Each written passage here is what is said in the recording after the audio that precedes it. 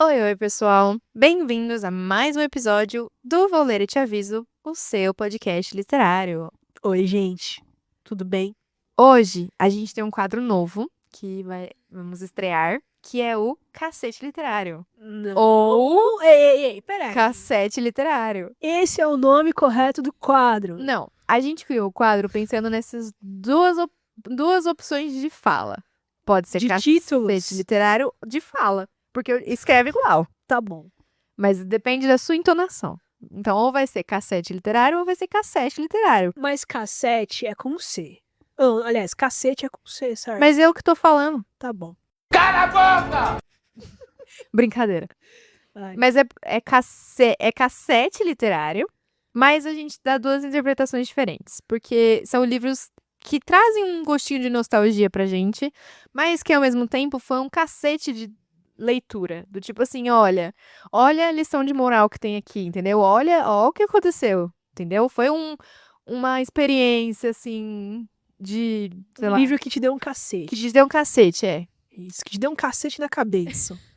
Entendeu? E essa é a nossa intenção, na verdade, né? Dar um cacete na cabeça de vocês com esses livros que a gente vai indicar. Mas o cassete, pro pessoal da geração Z, que não sabe o que é uma fita cassete, antes da gente ter DVDs, e na verdade vocês nem sabem o que é um DVD. Antes da gente ter a Netflix, Isso, a gente tem os streams, a gente tem Netflix, a gente tem HBO Max, que não é mais Max, que agora é HBO Max. A gente tinha fitas cassetes que a gente alocava em locadoras, no lugar que eram os antigos blockbusters, que a gente meio que falava assim, vou alugar esse filme aqui pro final de semana e vou estar vendo na minha casa e vou estar te devolvendo, tá? mas era uma coisa física. Isso. Eu apertei um botão, paguei com meu cartãozinho de crédito, online, e beleza. Não, era uma coisa física. Você ia na loja, pegava lá a capinha, Exato. tinha o gostinho de pegar o negócio na sua mão. Uhum. E aí, como é o remoldo uma coisa muito passado, cassete, E a gente gosta muito de uma nostalgia. a gente colocou o cassete como cassete literário, pra gente remoldar esses livros que fizeram parte da nossa adolescência, barra infância, barra início de vida adulta, barra adolescência psicológica, que continua. Então a gente coloca esse quadro como coisas passadas, livros passados, que remoldam a gente desse lugarzinho, desse espaço. E também livros que te dão um cacete, de literalmente marcar. Tanto que meio que te deu uma surra. Pegou você de jeito, né? Que é muito parecido com... Assim, não vou colocar uma aproximação do livros que ninguém leu, mas deveria ler. Mas esse é bem mais nostalgia do que esse outro quadro. Então a gente meio que faz essa diferenciação entre os dois. E aí, Bruna, você quer começar ou eu começo? Como é que a gente faz? Eu estou te obedecendo, literalmente. Faça a direção Que milagre. Sim, eu não tô afim de discordar hoje, eu tô afim de deixar a onda me levar. No caso, hoje vai ser você. E aí? Tá que bom. Você quer que eu faça? Eu vou começar hoje. Você quer vai. começar? Eu vou começar. Ai, deu certo, porque eu queria começar. Tá vendo como a psicologia reversa funciona? Eu adoro. Vamos lá. Tá, eu vou começar. O meu livro, na verdade, eu fui falar o nome do livro pra Val e ela renomeou o meu livro como A Rapariga que Cobrava Livros. Que cobrava ali. Se temos ouvintes em Portugal, portugueses, é uma piada, tá bom? Mas é que o nome do livro em português de Portugal é A Rapariga que Roubava Livros. Rapariga que roubava livros. Tem mulher, tem esposa, tem rapariga. Mas o livro que eu trouxe hoje é A Menina que Roubava Livros. Certo. Esse livro foi lançado em 2005 e o autor é o Marcus Zusak. Ele também teve uma adaptação para o cinema em 2013, que foi bem boa, na verdade. Mas vamos entrar no resumo e análise dessa obra, para vocês entenderem qual que é o cacete que essa obra dá na gente. A história que o Zusak vai contar pra gente tem uma narradora que é bem diferente, assim. Eu acho que é o único livro que eu já li que seguiu esse tipo de narração, né? Que vai ser a morte. E a única tarefa da morte é recolher a alma daqueles que morreram e levar ela pra esteira rolante da eternidade, né? Pro céu, pra baixo, enfim. Qual que seja a sua crença. Mas o livro já começa justamente com uma apresentação da morte e ela é muito simpática, assim. A morte, ela tem um jeitinho meio assim de morte, mas ela é bem simpática nesse livro. E ela fala assim: eu poderia me apresentar apropriadamente, mas na verdade isso não é necessário. Você me conhecerá o suficiente e bem depressa, dependendo de uma gama diversificada de variáveis. Basta dizer aqui que em algum ponto do tempo eu me erguerei sobre você com toda a cordialidade possível. Sua alma estará em meus braços. Haverá uma cor pausada em meu ombro e levarei você embora gentilmente. Nesse momento você provavelmente estará deitado. Raras as vezes encontro pessoas de pé. Estará solidificado em seu corpo.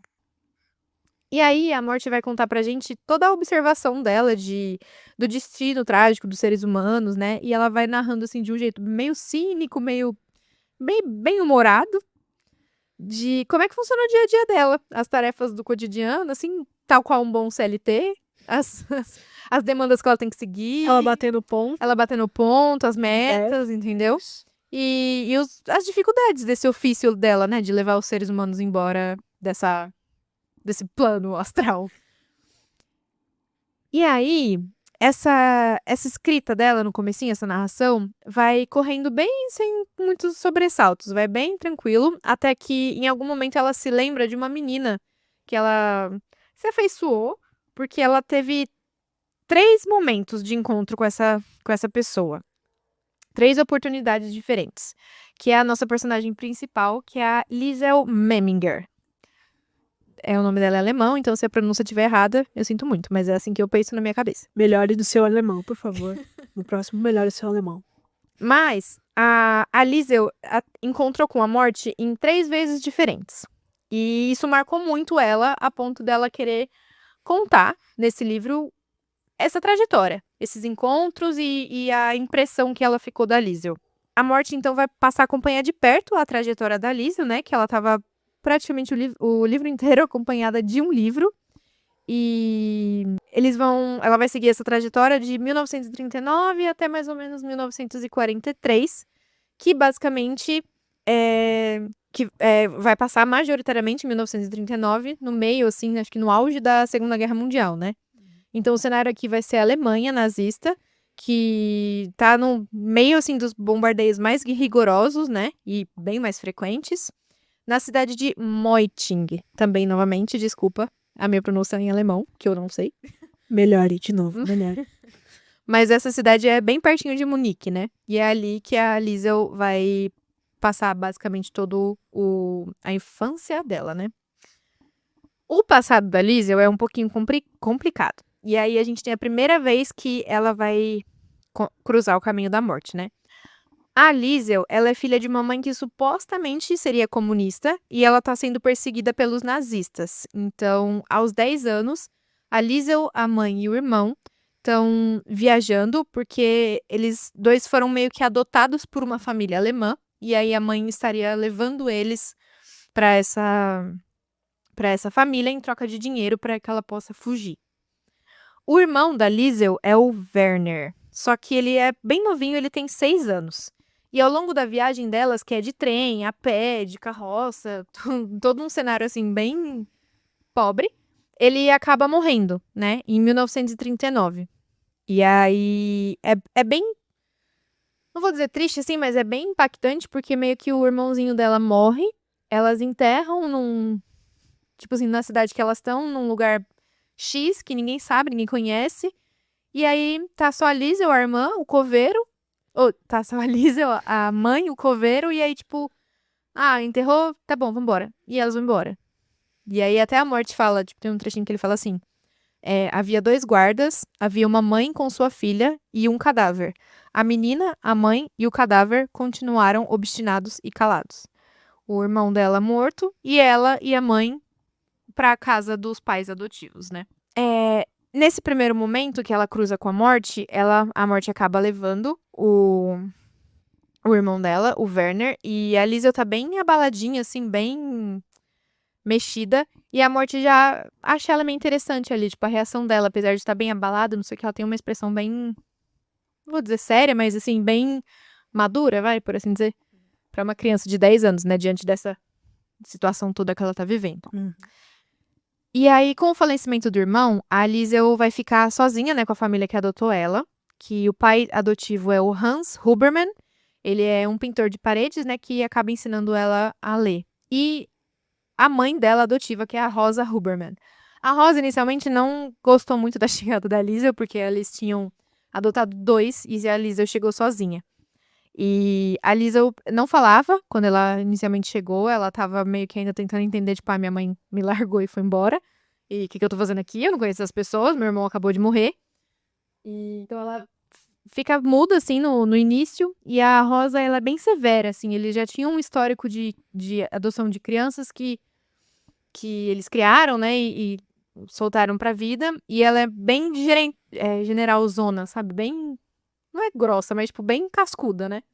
E a Liesel tá num momento mais sensívelzinho, então ela, tipo, odeia a Rosa de início. Ela olha e fala, nossa, essa mulher é uma bruxa. Olha o jeito que ela me trata. E em contrapartida, o Hans, ele é mais doce, ele é mais calmo, ele é mais sensível, ele entende todo o momento da Liesel, né?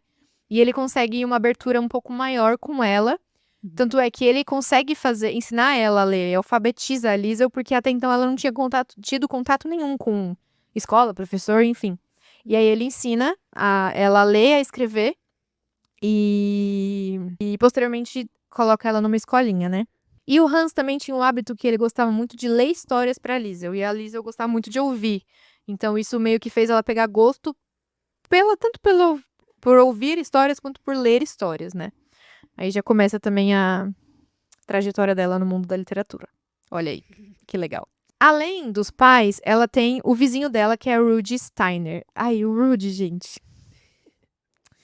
1 minuto pro Rudy, porque ele é lindíssimo. 1 minuto pro Rude. 1 minuto pra contemplar o Rude. Não, ele é um personagem muito fofo e ele é um personagem muito...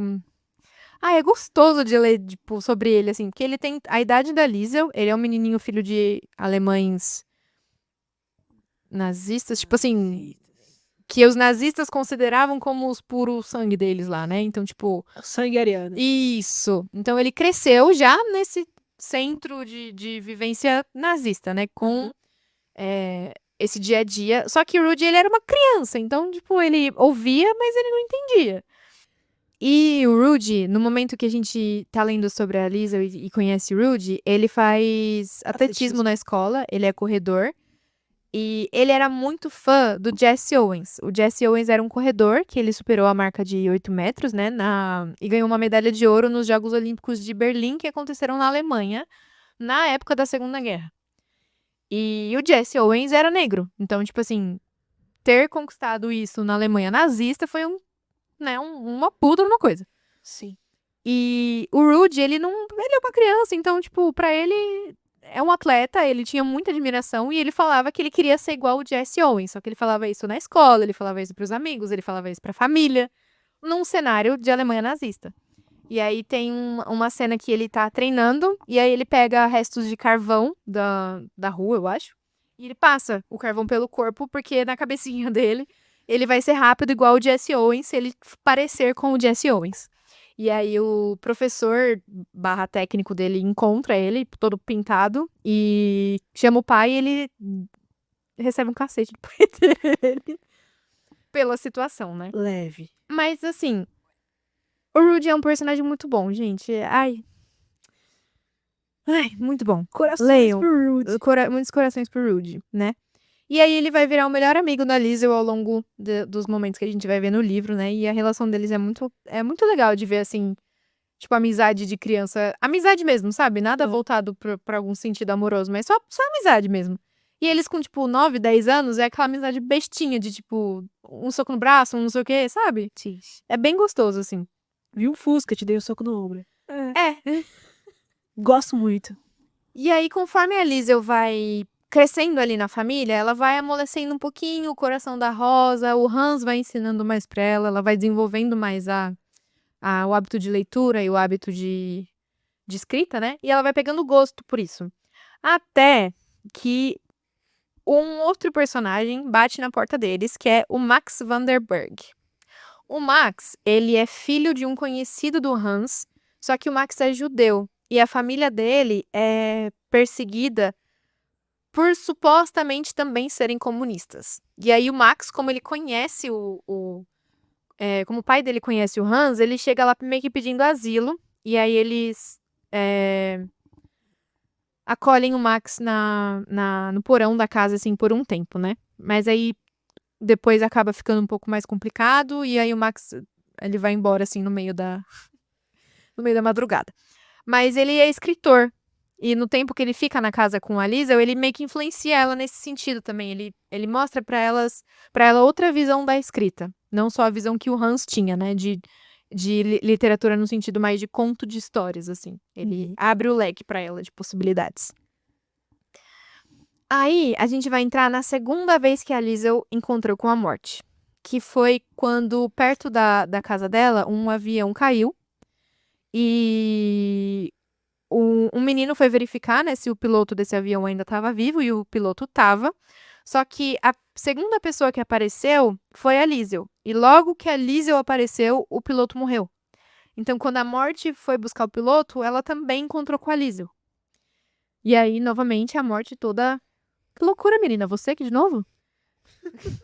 Segunda vez que a gente se encontra, cara? Pelo amor de Deus, destino. E você tá viva?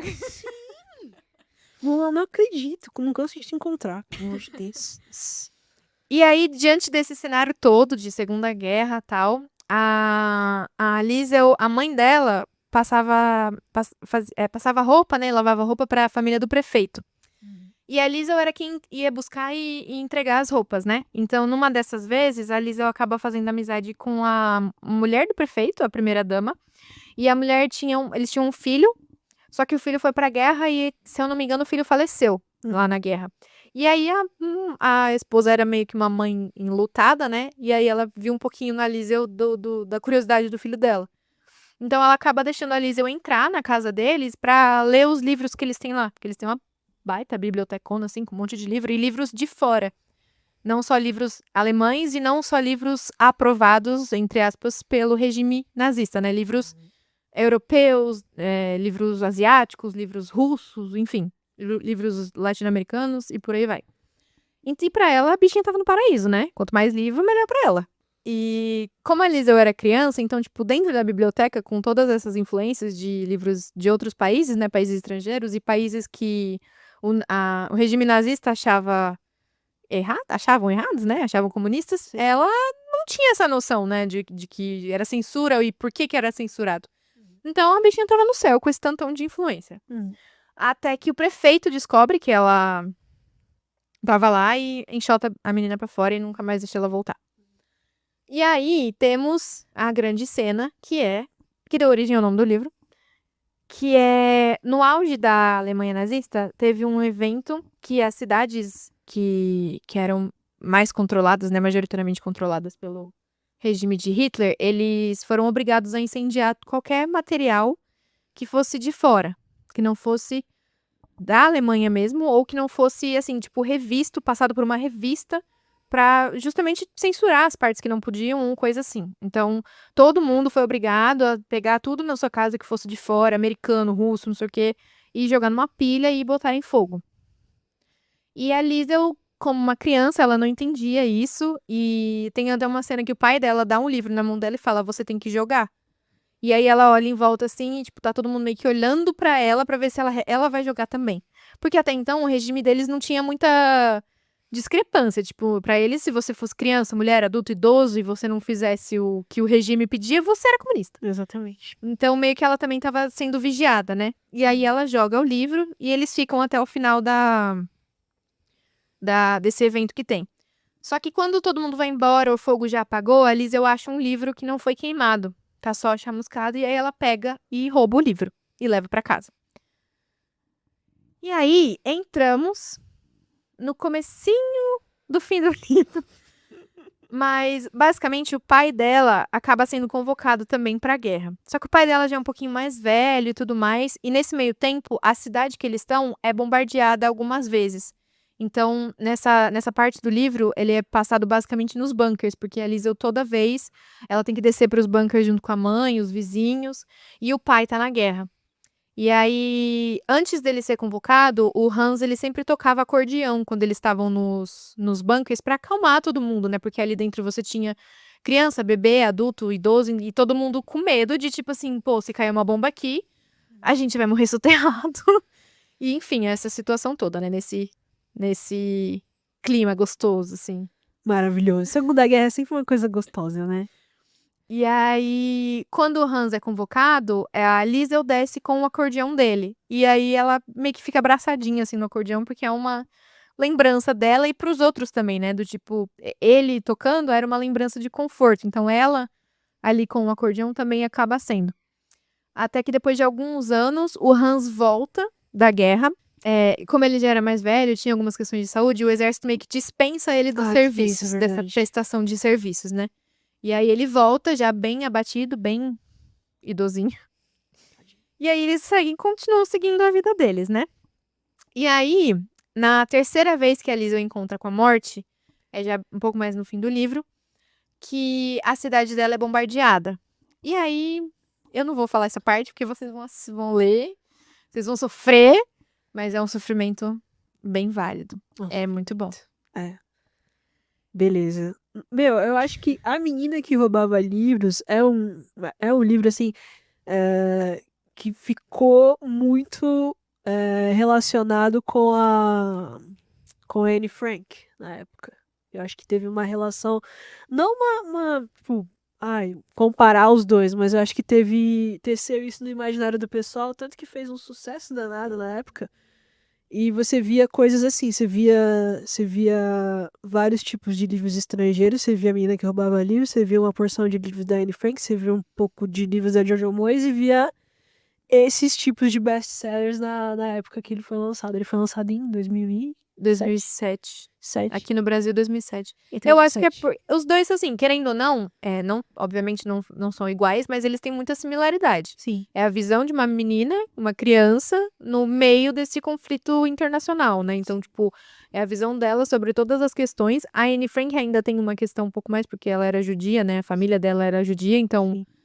é mais sofrido de você acompanhar. Ela tem mais essa visão desse lado, né? E a Liesel, não, a menina que roubava livros, não. Ela era...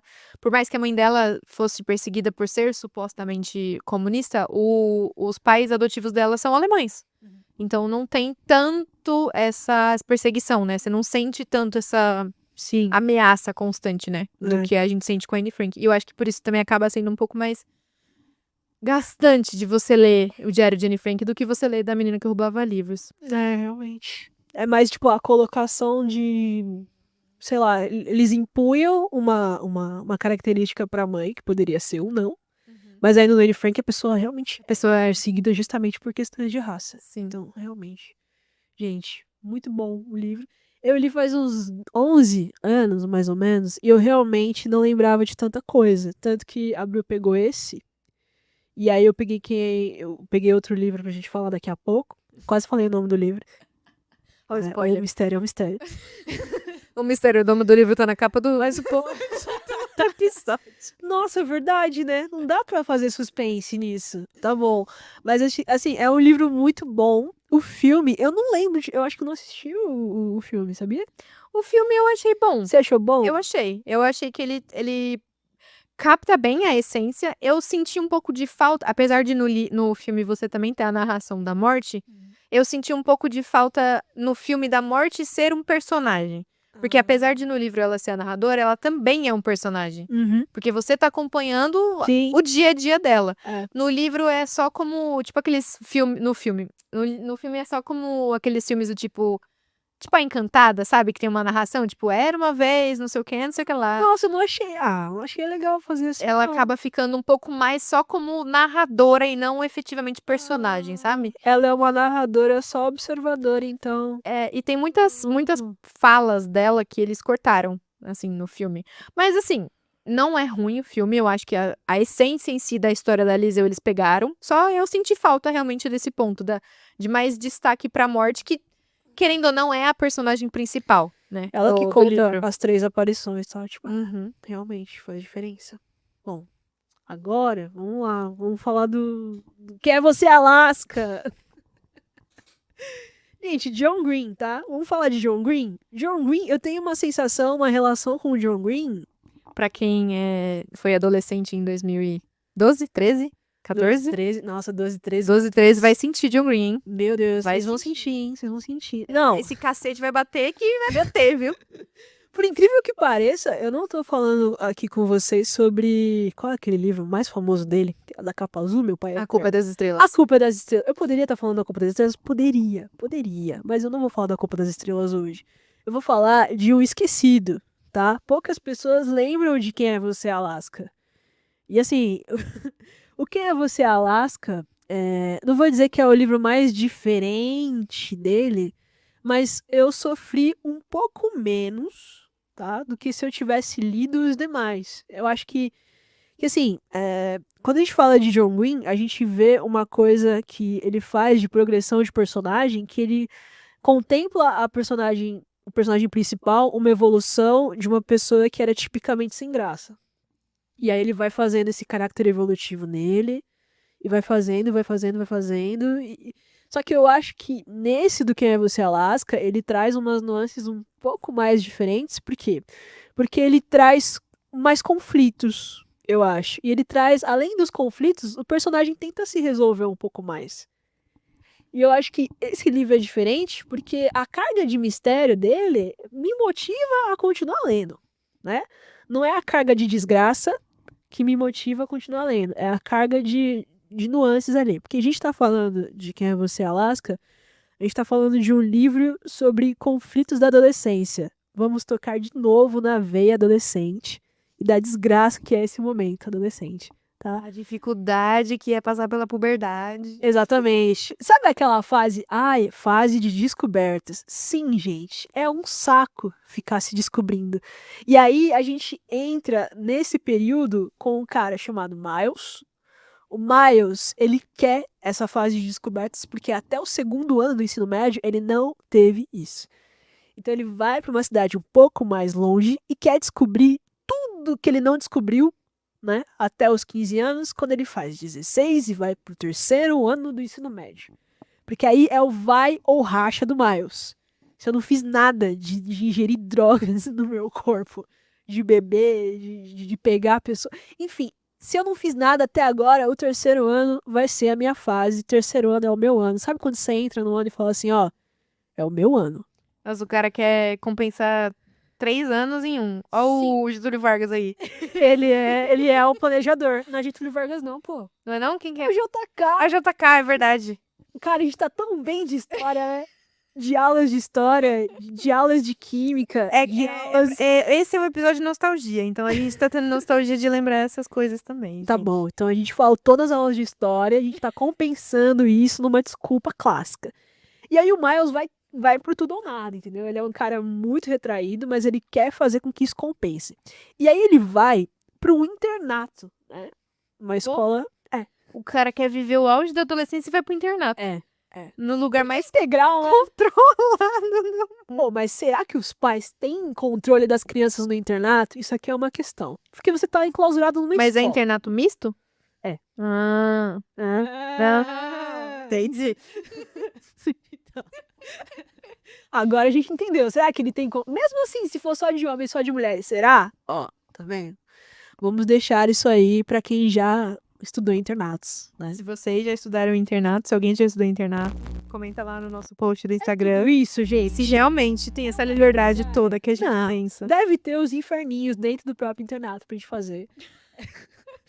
Adolescência florescer, que é isso que o Miles tá buscando. Tá bom, voltando aqui. Nossa, como eu fujo do contexto, né? O Miles vai se descobrir, né, no terceiro ano, e aí ele também descobre pequenas amizades ali no internato. Então ele já se conecta com um cara que eu acho que é um dos meus personagens favoritos, que é um cara baixinho, um cara que não tem meias palavras, o nome dele é Coronel, né?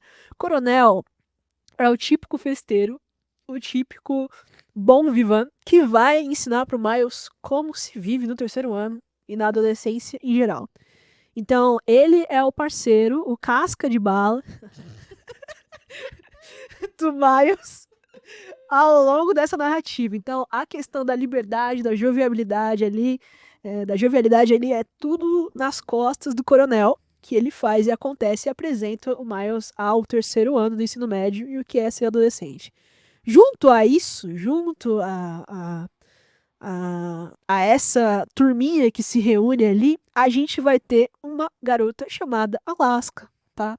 A Alaska é uma jovem diferenciada, né? Todo livro do John Green tem também uma jovem diferenciada. A Alaska é uma jovem diferenciada porque ela é muito misteriosa, tá? Uma coisa que que é algo que aproxima meio os dois, né, de início, tanto o Miles quanto a Alaska, é que o Miles tem um fascínio muito grande por livros e a Alaska também. Só que o olhar de fascínio de leitura que os dois têm é diferente. Por exemplo, o Miles gosta muito de ler biografias de pessoas famosas. Então, todo o interesse literário dele é voltado para a leitura de biografias de pessoas famosas. Já a Alaska tem outra curiosidade. Ela gosta de ler últimas palavras de livros. Enquanto o Miles gosta muito e meio que leva para ele todos esses livros, essas biografias para conhecer pessoas notórias, políticos famosos, artistas famosos. A Alaska é mais no sentido de quais foram as últimas palavras dessas pessoas em uma literatura X. Então os dois têm a proximidade de leitura, mas aspectos diferentes de percepção disso, né? Então a gente já forma um trio, né, de amigos, uma amizade ali do cara tímido, a moça diferentona e o cara da galera, que é o coronel, né? O mais tímido deles é o Miles, porque ele tá na fase dele de descobertas. E aí a Alaska é a pessoa mais diferentona por ser uma pessoa misteriosa. A gente tem o contexto ali, a gente sabe que a mãe da Alaska faleceu quando ela era muito nova. E a Alaska tem esse culto de levar flores pro túmulo da mãe em um determinado dia X, né? O que esse livro tem de evolução dos 3 personagens é que a fase de descobertas de adolescente, por mais que a gente leve isso aqui na esportiva e na brincadeira, cada um tem uma maneira diferente de caminhar e o John Green também tem formas diferentes de conduzir a narrativa para os 3, né? O livro é lido totalmente na pessoa do Miles, só que aí o livro tem 2 partes. As 2 partes do livro é o antes e o depois. Antes e depois do quê? Descubra.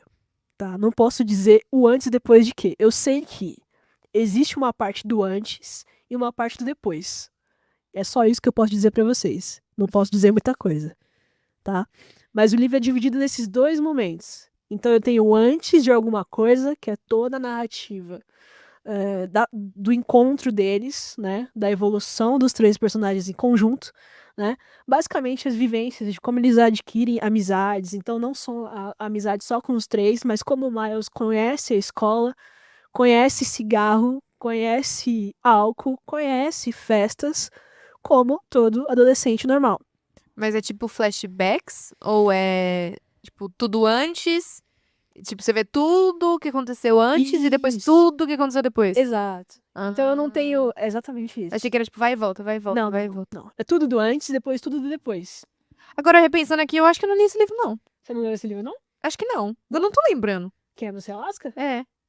Tipo assim, ou eu acho que eu vi o título, aí devo ter lido, não tipo, leu- 3 capítulos da Saraiva. Ele do Teorema de Catherine. Ah, não, esse eu li também. Que eu acho Esse que eu li. é bem parecido com quem é você, Alaska. Mas Alaska eu acho que eu não li, não. Tá.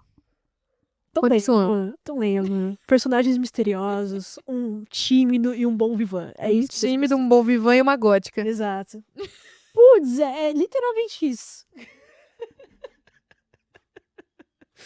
Só que assim, eu acho o que você vai demarcar bastante na questão da leitura pra você ter a dimensão do quanto eles são diferentes é um episódio assim que eu acho bem legal do livro. Eu tava até lembrando quando a gente tava estudando pra fazer o episódio, que aí tem uma coisa até que eu tava pensando que realmente é um marco que meio que diferencia os 3.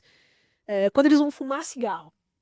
Aí vai o Miles, né? Coitado, fumar cigarro pela primeira vez. O Miles, né, dá aquelas, né, tosses genuínas de quem nunca botou um cigarro na boca, né? E aí, pra ele é uma sensação de estranheza, uma sensação do novo. Pro coronel, é uma sensação de, apreciando o cigarro, né? Uhum. Beleza. Aí já tem uma característica, o cara experimentando novo, né? O Miles experimentando novo, o coronel apreciando o cigarro, e aí a Alaska dá uma estragada forte, entendeu? Eita, fumante. Exatamente, mas aí que tá. Quando você olha pra ela, eles meio que se perguntam, né? A maneira eles contemplam ali que os três estão experimentando a mesma droga de uma maneira diferente. Aí ela fala, mano, eu não fumo cigarro pra sentir uma sensação boa com cigarro. Eu fumo cigarro pra morrer. Eita, depressiva. É. E a gente cai na cadeia da depressão, de repente. Será que ela é misteriosa porque ela é misteriosa ou ela é misteriosa porque ela É tem depressão? depressiva. É. Mas, É. mas todo depressivo é misterioso? Será? Será? R$2 ou uma depressão misteriosa? Mentira, desculpa. Ai, meu Deus. Mas enfim, aí a gente tenta. Eles fazem muita alusão a um labirinto na narrativa desse livro, né? E aí, esse labirinto é uma coisa que a Alaska fala, que é de um determinado livro, inclusive. Deixa eu ver se eu acho aqui o nome do livro. Mas ela faz alusão a esse labirinto o tempo inteiro e você também acha que é uma metáfora com relação a por onde ela se encontra e como ela sai desse labirinto. E a gente começa a modular e repensar. O labirinto seria uma razão em que a Alaska ainda está enlutada com relação à morte da mãe, ou o labirinto seria uma forma dela saber por onde escapar da depressão. Então, essa alusão ao labirinto, deixa eu ver se eu acho aqui só o título do livro, que ela usa como referência pra gente falar do labirinto, que assim, ao decorrer desse livro também tem muitas referências a livros de autores, porque como eu expliquei pra vocês, o Miles tinha uma percepção de que ele gostava muito de ler biografias e Alaska, últimas palavras, né? Então a gente pode ver metáforas diferentes para esse labirinto que giram em torno da interpretação do que você acha que seria o labirinto em que a Alaska está escondida. Peraí. Labirinto. Tá, voltando. Achei, gente. É de um cara chamado Simon Bolivar, né? Que ele fala sobre como vou sair desse labirinto, como últimas palavras de um livro também. E aí, eles voltam e remoldam esse labirinto. A gente tenta fazer uma livre interpretação do que seria esse labirinto em que a Alaska tá tentando sair. E assim, dentre o mistério da Alaska e dentre a interpretação do que o Miles quer descobrir como novo, de experiências novas pra ele, ele se apaixona por quem? É lógico que é pela garota gótica. É o coronel. Ai, não. Não é O bom coisa, vivan, não. o bom vivan tem seu charme. A gente Eu tem que me aprender a Eu reconhecer. me apaixonaria pelo coronel, facilmente. Eu acho ele muito Ou ele seria mais um brother, não sei. Humor e Enfim. piadas. Ele- É um ele- Peralta. É um ele não- detetive Peralta. Cara, ele não leva as coisas muito a sério, né? A não ser que eu Peralta. fosse uma boa M. Santiago pra poder Nossa, aturar. não. Não, né? Não, tá bom. Mas assim, o Miles meio que fica perdidamente apaixonado pela Alaska, só que aí, nessa confusão da Alaska, com certeza, ela não tá muito focada nisso, até porque a Alaska tem namorado, galera. Tem o grande Jake na parada, e o Miles meio que fica naquela do friend zone forever, né? Sempre. Então eles meio que saem pra beber, meio que saem pra fazer as descobertas em relação a todo o ano escolar que eles têm pela frente. E aí, o que acontece é que o Miles tem uma crush completamente incorrespondida e a Alaska tem problemas pessoais muito tácitos, assim. Só que ela não demonstra muito isso. Ela sempre tem essa nuvem de curiosidade, de mistério, que as pessoas meio que acabam sendo cativadas por ela por esse motivo, mas não sabe a origem dos problemas, não sabe se é uma fase de contemplação do luto que ela ainda tem com coisas relativas à morte da mãe, porque a mãe morreu em um acidente, então não sabe se ela tem essa ferida ainda aberta, não sabe se esse quadro é agravado, outros motivos para ela ter essa depressão, enfim. É sempre uma coisa, uma névoa, inclusive tem a névoa bem aqui na capa do livro, que eu acho que traduz exatamente as sensações que você experimenta vendo o personagem da complexidade da Alaska. E aí, você pensa que o livro é um grande de um carpe diem, né? Viva o hoje. Às vezes, talvez o viva o hoje tá disfarçado de coisas que você realmente não se conecta ou não consegue viver, porque você tá muito agarrado a questões mais internas. Talvez o carpe diem seja algo que seja um disfarce, né? Que você tá usando para curar alguma coisa que tá intrínseca dentro de você. Talvez passe essa sensação de que Alaska é muita fumaça para esconder o princípio de incêndio, né? Essa é a sensação que me traz toda vez que eu li alguma coisa da Alaska, né? E aí, em uma dessas festas meio malucas aí, o Miles acaba conhecendo uma garota e acaba ficando com essa garota, né? Não é um spoiler muito grande pra vocês, tá? Ele acaba ficando com ela. E aí acaba despertando uma sensação aí de ciúmes na Alaska. Que é uma coisa meio, né? Meio estranha, porque até então ela não tinha esse ciúme latente ou esse ciúme em cima do Miles de uma maneira muito aberta, né? Era uma coisa tipo assim, nós somos brothers e é isso, não podemos chegar mais longe do que isso.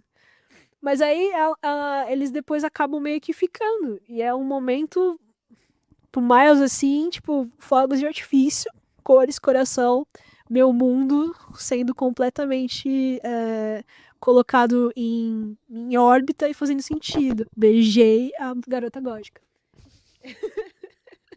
Um grande passo para o adolescente Sim, americano. um grande passo para um homem. E aí o Miles fica contente. Só que aí, no meio da festa, no meio da confusão, no meio das coisas ali da adolescente, ela recebe uma ligação e ela sai meio bêbada de carro, né, da festa. E aí, o que acontece veio depois. E aí, o depois, vocês vão descobrir o que aconteceu depois. E é isso que é você, Alaska, tá?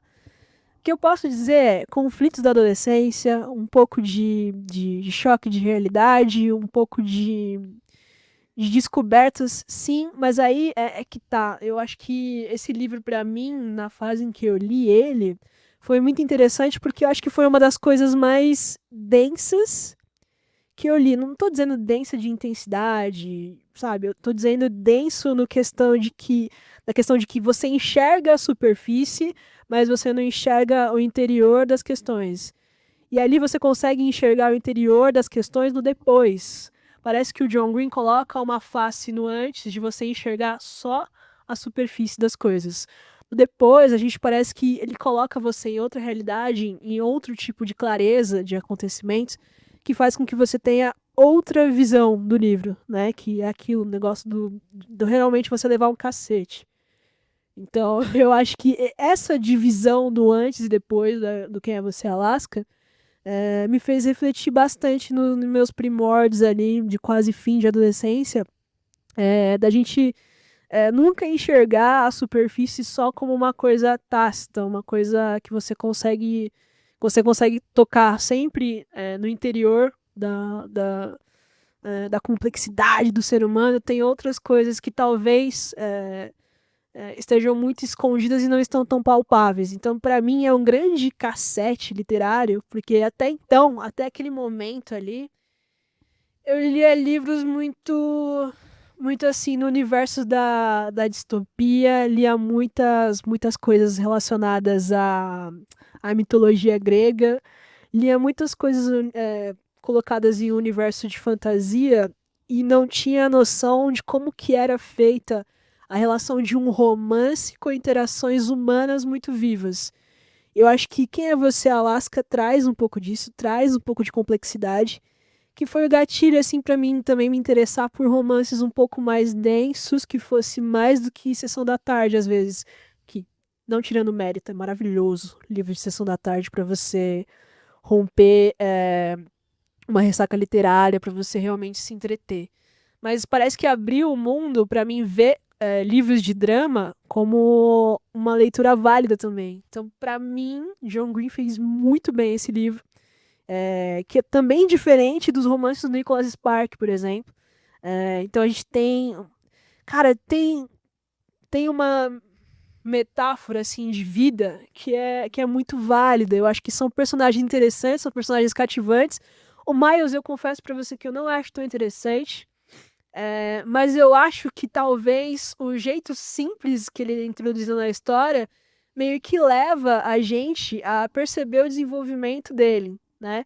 Então eu acho que às vezes você construir um personagem que talvez seja sem graça, traz um viés de que o escritor tem toda a liberdade poética de fazer com que ele cresça, e parece que o Miles cresce muito com a ajuda dos seus demais, né? Então ele vive um pouco mais com a ajuda dos seus amigos. E é interessante que, como ele era um cara muito sozinho, a aproximação de duas pessoas de vertentes diferentes e humores diferentes, e ele trazer essa coisa dele entender conexões diferentes no mundo, um crescimento do personagem, parece que você também tem a percepção de que você talvez não precise colocar tanta pressão de que seu crescimento seja individual. Talvez o social também se ajude a te desenvolver também. Então, eu acho que esse livro foi um cacete por causa disso. E aí eu tô aqui, encostada na cadeira, pensando que cacete que eu levei e que cacete eu tô levando de novo, porque eu tô lembrando de novo. Eu E acho, é isso. eu acho que aqui a gente teve uma experiência muito parecida, porque... De novo, né, Bruna? De Que novo. inferno. Eu tava pensando nisso agora. Eu tava pensando nisso quando você acabou de falar de Meninas que Roubavam o Livro. De novo, a gente trazendo livros diferentes, falando de experiências sociais, falando de pessoas adolescentes vivendo. Ai, Mas eu acho que não é nem a questão do adolescente. Tipo assim, a menina que roubava livros, ela é mais criança, assim, né? Mas eu acho que a experiência que a gente teve muito parecida é que você leu Quem é Você, Alaska, no início da adolescência, isso. né? Eu li A Menina que Roubava Livros antes de ser adolescente. Eu li, tipo assim, com 12, 13 anos. Só que eu vim de, tipo... Antes da Menina que Roubava Livros, as minhas experiências literárias foram, tipo, fantasia juvenil. Sim. Então foi Percy Jackson... acho que Jogos Vorazes ainda não. Mas foi Percy Jackson, umas outras sagas do Rick Riordan. Mas, assim, livros mais... juvenis mesmo, assim, sabe? Uma coisa um pouco... Uma fantasia mais leve, por assim dizer.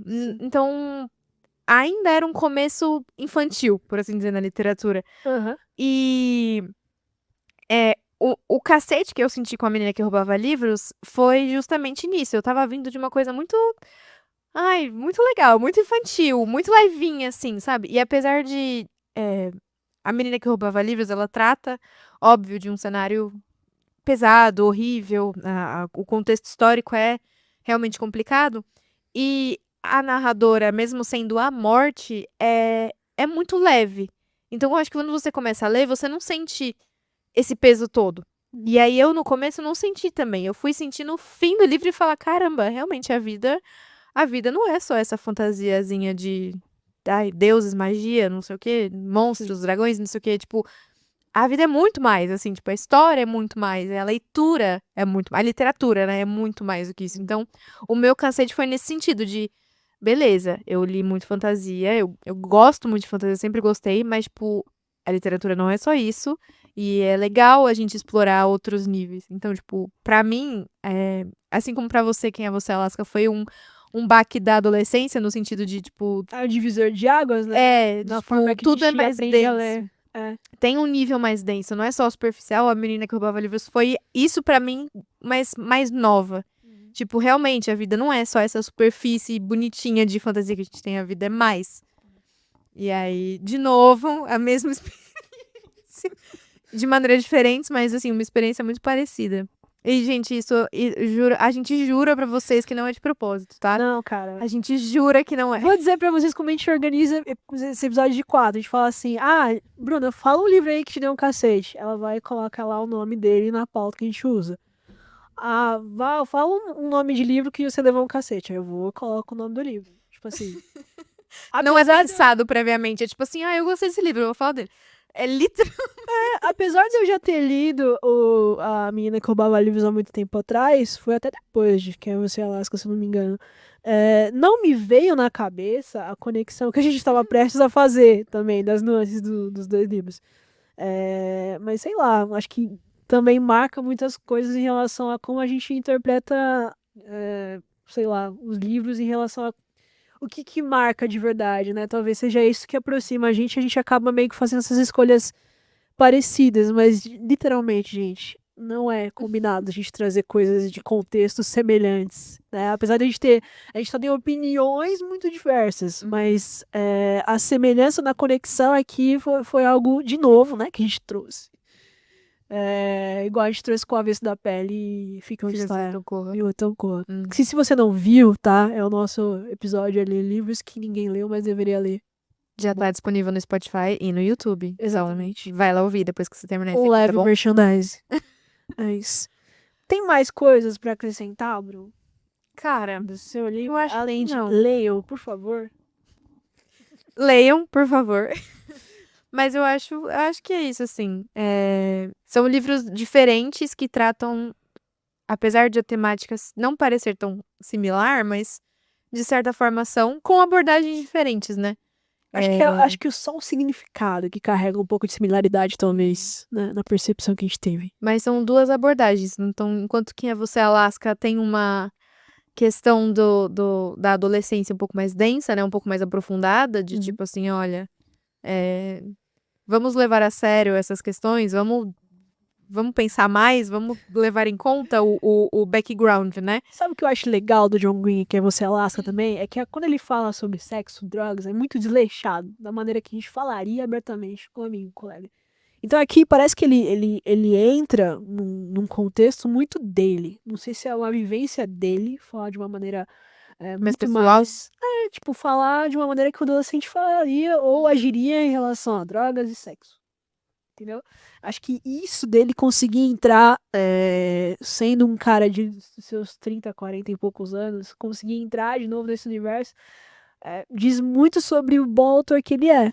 ele incorpora bem, tipo assim, a vivência do personagem, a experiência do personagem. Apesar de não ter gostado tanto de A Culpa das Estrelas, mas eu acho que eu culpo a mim por gostar de finais felizes.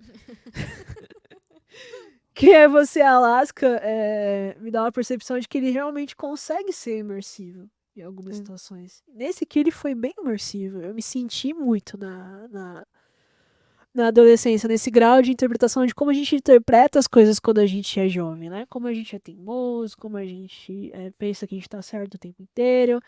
Nossa, de novo a gente falando sobre adolescência. Eu não tô tentando encorajar os jovens a nada, tá, gente? Mas Só a ler. só ler. Mas eu confesso que eu acho que eu li pouca coisa do John Green. Eu acho que eu li o Teorema Catherine. Fator Gostei de Embaixo d'Água, você leu? Não. Eu li o outro. Ai, Cidade de Papel. Bastante papel. E Deixa a Neve Cair. Deixa a neve cair, você falou. E eu acho que só esses três. A Culpa das Estrelas, eu vi o filme. Mas eu tive pouco contato, assim. Não é um autor que eu tinha muito... Me pegava muito. Mas o que você falou de incorporar, assim... Eu acho que o Zusaki, ele... Eu não vou dizer que ele incorpora bem a Liesel, porque eu acho que ele não incorpora a morte, mas eu acho que ele cria tão bem a morte que você se afeiçoa pela morte. Olha só. Ela é uma narradora boa, assim, tipo... E é interessante o jeito dele, de certa forma, humanizar a morte, sabe? Humanizar o dia a dia da morte, tipo... Ai, a morte seletista, gente, olha aí. Ela começa a trabalhar às 8, ela tem uma metinha de almas pra coletar, tipo... Você conseguir pensar nesse ponto, sabe? E ele faz uma narrativa muito boa, assim, da morte realmente sendo humanizada no sentido dela se afeiçoar por um ser humano que cruzou algumas vezes com ela e se afeiçoar de maneira sentimental mesmo. Ela trata a Liesel com ternura, assim. Das vezes que ela se encontra com a Liesel, ela fala, tipo, essa humana... tipo, chamou minha atenção, ela tinha uma coisa, assim, tipo, a morte se esforça tanto pra continuar encontrando a Liesel. Porque assim que ele encontra a Liesel, ele meio que fica um tempinho seguindo ela nos próximos passos, né? E aí, no fim do livro, a Liesel... Aí outra similaridade com a Anne Frank. A Liesel tinha um livro, ela tava escrevendo um diário dela. Um diário de tudo que ela viveu, né? Desde que ela tava fugindo com a mãe até os últimos dias dela.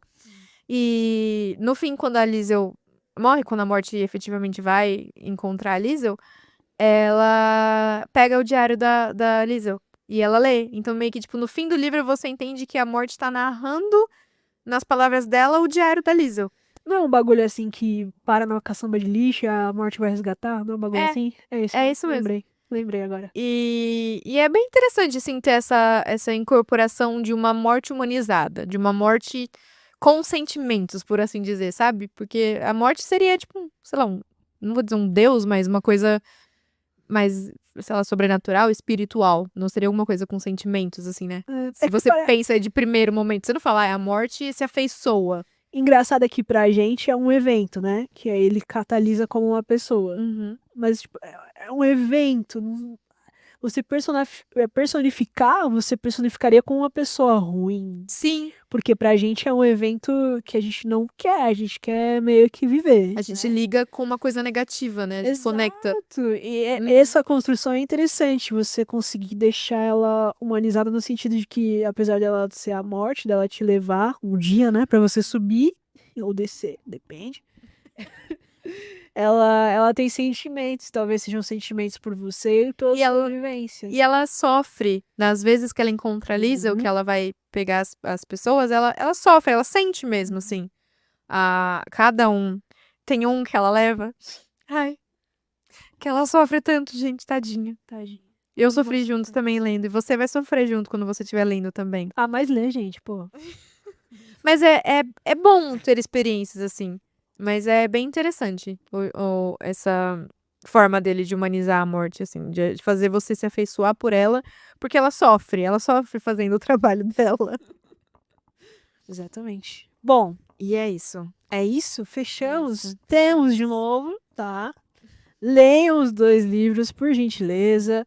Tentem remoldar. Quem já leu, acho que vai remoldar bastante de um período aí que você via esses livros numa prateleira bem perto de você, numa livraria bem perto de você, ou muito longe de você. Eu, por exemplo, fui uma criança que tinha que sair do interior e ir para grandes centros comerciais, cidades vizinhas, para tentar achar um livro. Então, acho que você vai remoldar esses títulos de ter visto em algum lugar perto de você.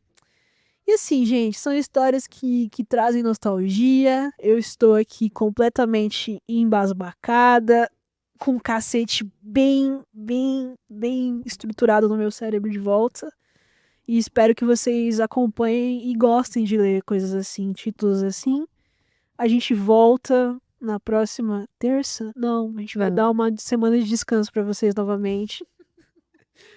E volta depois com mais um episódio de Vou Ler e Te Aviso. Mais alguma consideração, Bru? Não, eu espero que vocês tenham sentido um pouquinho da nossa nostalgia. Eu tô acabada, cara. Como a Val falou, ela teve a nostalgiazinha dela de adolescente. Eu tive uma nostalgiazinha de criança, eu não tinha que me locomover a grandes centros, mas, tipo, eu não tinha verba financeira pra ter muitos livros, então eu lembro de, tipo, ficar nas vitrines da afinada Saraiva, babando, só olhando, assim, as coisinhas. Ou, tipo assim, entrar numa Saraiva, pegar um livro, dar um migué e ficar, tipo, meia hora lendo até você perceber que um vendedor tá do seu lado, tipo assim, e aí? Vai Você comprar? vai comprar? Se não, vai embora. E aí, Exato. fechar o livro e sair, assim, como que ninguém quer nada, Eu sabe? acho que dava pra fazer isso mais rapidinho com quadrinhos, né? É. Ai, bom. Mas é isso. Então, leiam. Avisa a gente se vocês vão ler. Avisa a gente quando vocês forem ler e as considerações de vocês. Se vocês colocariam esse livro como um cacete literário ou se vocês colocariam esse livro como um livro que todo mundo deveria ler, se virou seu favorito, ou se você sofreu demais e botou no livro que não rola. Ingestionáveis. Mas divide com a gente a sua experiência. Comenta lá no Instagram, no nosso Reels, qual foi o sabor que ficou esse livro pra vocês. Se foi ruim, se foi bom, enfim. Lê e vai avisar a gente. Exato. Tchau, gente! Tchau, pessoal.